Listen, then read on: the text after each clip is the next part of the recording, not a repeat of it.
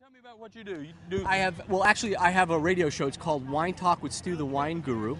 Obviously, Stu The Wine Guru. And it's global. I have it on 100,000 listeners a week. It's Wednesdays and Thursday nights on Blog Talk. An overall experience of drinking the wine. Well, here's the person to ask. Stu Noodleman. He's a tweeple of mine. He's a tweeple of yours as well. And he's better known as Stu the Wine Guru. And he's here to teach you how to do more than just sip the wine, but learn about the wine and a lot more. And you can tune into his radio talk show called Wine Talk with Stu the Wine Guru. Stu, welcome. Thank you. Great to be here. Thanks. Great to have you here. Yeah. By the way, I just want to let you know I'm a lot taller in person. They got me on a box here. I'm just letting anybody know. But anyway. I'm a lot taller in person as well. It's the lens that we use here. It makes me look like gigantor. But that's what it knows I'm really tall. Look, they're just shooting their box right now. Oh, thanks. Yes, and I mean, seriously, I have big heels on too, so whatever. But let's talk wine. Okay, that's fine. Let's talk wine. Let's talk about your show. Stu The Wine Guru, international radio show host of Wine Talk with Stu The Wine Guru on blogtalkradio.com, and wine reviewer for Google, The Examiner, and Yahoo.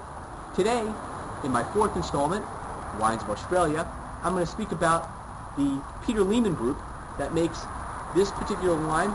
I'll get a little closer into the camera. This is Clancy's Red. It is a blend of 37% Shiraz, 36% Cabernet Sauvignon, and 27% Merlot. It's a 2005. Hi, I'm Stu the Wine Guru, host of Wine Talk with Stu the Wine Guru radio show on blogtalkradio.com, wine journalist for Yahoo and theexaminer.com, and guest on NBC, CNBC, and PBS shows. Today I'm going to talk to you about a great new vintner out of South Africa called Seven Springs Vineyard.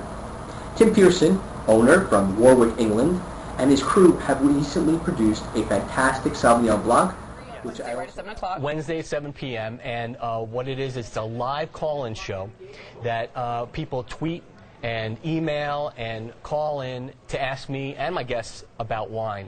And the original idea was to give the average, wine enthusiast a place to come to find out about wine interviews and news and my wine recommendations. And then it just blossomed very quickly. In short, within the first 3 months, it went from a national to international show. I've been able to secure a lot of the really great top winemakers on my show. And it's blossomed in the sense that now I have foodies listening to my show. That's great. So now I have some great chefs coming on too. That's excellent. Wine and food, it goes so well together. And Absolutely. international. The Wine Guru, and welcome to my Wine 101, second installment. How to choose red wine when you walk into a wine store. Now, for the novice, it does become a little confusing. There's a lot of wines to choose from. So what I'll do today is just pick one wine, the Pinot Noir, and focus on that. The one I've chosen is the Irath. I'll get into the cameras. Irath Pinot Noir from Oregon. I have to say, in the U.S., some of the best Pinot Noirs. You use actually 4 of the 5 senses to experience wine. The first one obviously is sight, so you're looking at the wine for color. In this case, you're going to see like a garnet.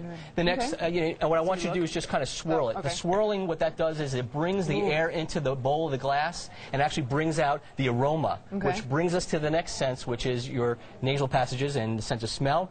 And so what I want you to do is actually put your nose into the wine. Yes, go ahead and sniff in.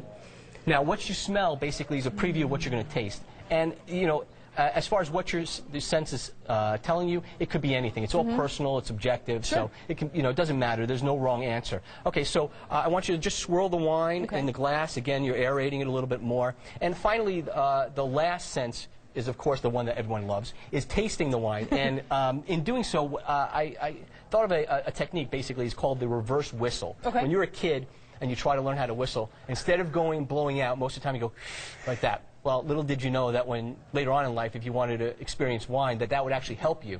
So after you do that, what it does is it brings the wine to all different parts of your mouth, your taste buds, your tongue, and your palate, and it gives you the impression after you finish. So we'll take a sip. So we have about 20 seconds, so let's reverse.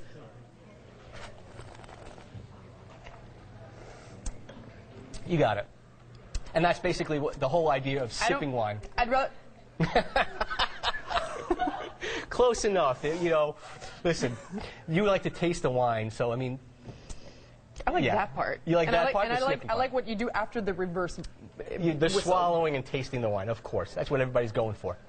Delicious, fresh, Excellent. and cheers to you, my friend. Cheers. Thank you so much for coming and for sharing that. Now you know how to sip the wine. Absolutely. You stir, you look, you live, you smell, you taste, you swallow. Great stuff. All right, tune into Stu's radio show. I want to know what you've been up to, Stu. You're busy. You're all over the place. You have your radio show, of course. Yes. You have some projects coming up with MSN. Yes.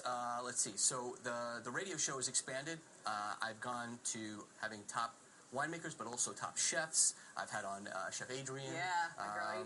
And I've also had on Chef Michelle Bernstein. Oh, wow. And a lot more that are coming up that are TV chefs. So people will recognize them as well. In addition to that, I've had what I call the Music Meets Wine series. So these are musicians, top musicians who either have their own wine label or are wine enthusiasts themselves. So you'll have, I had people like Foghat, the rock group, Roger Earl, who is the drummer, but he also has Foghat Cellars, so he has his own wine. And there'll be a lot more, music acts that people are familiar with. Good. That'll be coming on. And then in addition to that, I'm going to be doing some TV appearances. I'll be on a CNBC World show called The Wine Portfolio, where they travel around the world. They come to Miami, and I show them around. And we actually went to Chef Adrian's restaurant as well. Tell me about that. Yeah, that was great. So that's one. And then also be on PBS. I'll be on a show called Check Please South Florida, which is known around here. Yeah. Good stuff. Well, real quick, in about 30 seconds, what do we pour here? This is an Italian, So right here, correct? I have a Castello di Broglio, which is a Chianti Classico. Me gusta. Absolutely, which is really good. And this is great with, of course, Italian fare, red sauces, and things of that nature. And this might be something you might find at any one of these wine festivals. And, of course, you can go to my website to find out about all the different wine festivals and fairs. I'm glad that you brought the